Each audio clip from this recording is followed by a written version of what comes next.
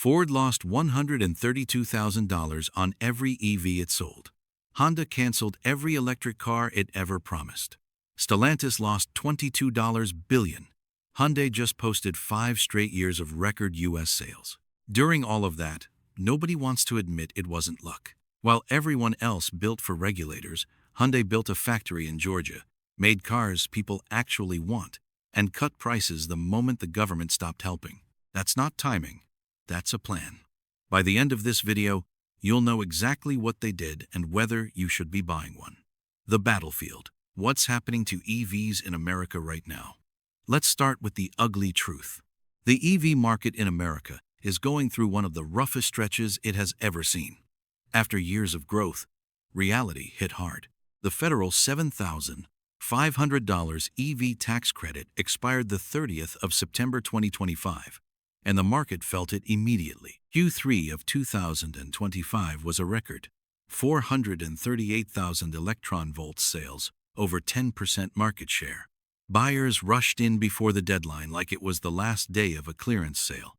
Then Q4 fell off a cliff. Market share dropped to 5.8%. EV inventory ballooned to 149 days on dealer lots by November.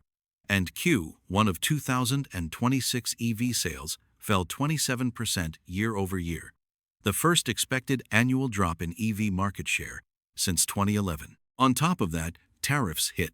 The 25% Section 232 tariff on imported vehicles landed in April 2025, and in June 2025, the California Advanced Clean Cars mandate, the regulation that had been forcing automakers to sell EVs, whether customers wanted them or not, was revoked. The regulatory floor that the entire industry had been leaning on just got ripped out. Ford's EV division lost over $5 billion in 2024.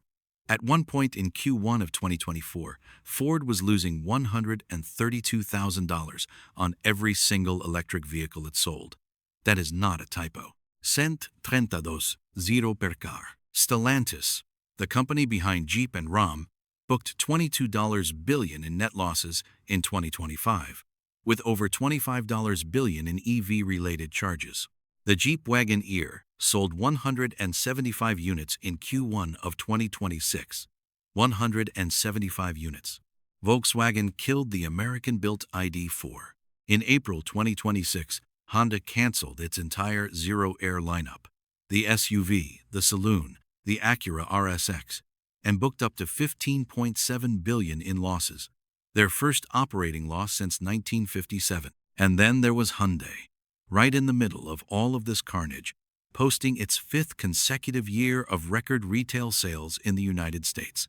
772,000 vehicles sold in 2025. 5 straight years in a row. How? Let's get into it. The factory. Hyundai's $12.6 billion bet on American soil. Before we talk about the cars, you have to understand the factory, because the factory is the story. In May 2022, Hyundai Motor Group made an agreement with the state of Georgia to build something that had never existed before. A fully integrated, purpose-built EV and hybrid manufacturing complex. Not a converted gas plant, a brand new facility built from the ground up for electric vehicles. The site Elabelle, Georgia, about 20 miles outside of Savannah. 2,284 acres. Over 16 million square feet of factory floor, the largest single economic development project in the history of the state of Georgia. They broke ground in October 2022, and in October 2024, just 2 years later, the first vehicle rolled off the line, a Hyundai Ioniq 5, built in America. Hyundai called it the Hyundai Motor Group Meta Plant America, HMGMA for short. The word meta, as they describe it, means transformative, and the way they run it is genuinely different from anything else in automotive manufacturing right now. There are no traditional conveyor belts. Instead, autonomous guided vehicles move car bodies through the production process. The entire system, ordering, procurement, logistics, production, is optimized with AI. Robots assist the humans, not replace them. Assist. The total Hyundai Motor Group investment in Georgia is $12.6 billion. That includes a joint battery manufacturing facility with LG Energy Solution right on the same campus, and Hyundai just committed an additional $21 billion in U.S. manufacturing investment from 2025 to 2028. In March 2025, they held the grand opening. The 2026 Ioniq 5, starting at $35,000. This car has won more awards than I have time to list. U.S. News Best Compact Electric SUV for Families, ranked number 1 in its class with a 9.4 out of 10 score. And for 2026, Hyundai did something nobody expected. They dropped the price big. The average price cut across the entire 2026 Ioniq 5 lineup is $9,155. The SEL trim alone dropped $9,800. The base SE standard range now starts at $35,000 before destination. That is the most accessible this car has ever been since it launched. Here's why that matters. The federal $7,500 EV tax credit is gone. Instead of raising prices and hoping you wouldn't notice or offering manufacturer discounts through the back door, Hyundai just cut the sticker price permanently. So, you don't need the government to make the math work anymore. And now for 2026, it gets the NACS port as standard. So no more adapters at the supercharger network. The 2026 Ioniq 9, starting at $60,555. This one is brand new, and it is a legitimate game changer for families. 3 rows, 7 passengers, over 300 miles of range on every single trim. Let me say that again.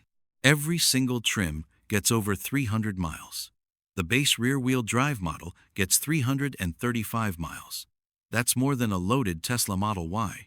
Power runs from 215 horsepower in the base model up to 422 horsepower in the Performance Limited. The 110.3 kilowatt-hours battery pack charges from 10 to 80% in about 40 minutes at a public fast charger, and in just 24 minutes from a 350 kilowatts charger. The interior has to be experienced to be believed. If you're watching this and thinking about your next family vehicle, write this one down.